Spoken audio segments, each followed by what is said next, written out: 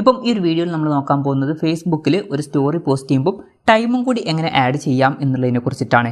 അതിന് വേണ്ടിയിട്ട് Facebook application open ചെയ്യുക. ഓപ്പൺ ചെയ്തതിന് ശേഷം ഇവിടെ മുകളിൽ പ്ലസ് ബട്ടൺ കാണാൻ പറ്റും, അതിൽ ക്ലിക്ക് ചെയ്യുക. അതിൽ ക്ലിക്ക് ചെയ്താൽ സ്റ്റോറി എന്നുള്ള ഓപ്ഷൻ കാണാൻ പറ്റും, അതിൽ ക്ലിക്ക് ചെയ്യുക. അതിൽ ക്ലിക്ക് ചെയ്താൽ നമ്മുടെ ഗാലറിയിലോട്ട് നമ്മൾ എത്തുന്നതായിരിക്കും.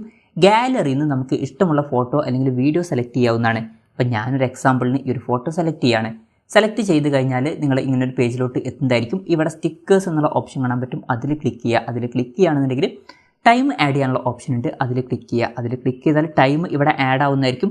ഇനി 2 ഫിംഗേഴ്സ് വെച്ചിട്ട് നമുക്ക് ഇതിൻ്റെ വലിപ്പം കൂട്ടുകയും കുറയ്ക്കുകയൊക്കെ ചെയ്യാവുന്നതാണ്. പിന്നെ ഇത് മൂവ് ചെയ്യണമെന്നുണ്ടെങ്കിൽ ഒറ്റ ഫിംഗർ വെച്ചിട്ട് ഇഷ്ടമുള്ള ഭാഗത്തോട്ട് മൂവ് ചെയ്യാവുന്നതാണ്. അപ്പോൾ ഞാൻ മൂവ് ചെയ്തിട്ട് ഇവിടെ പ്ലേസ് ചെയ്തു.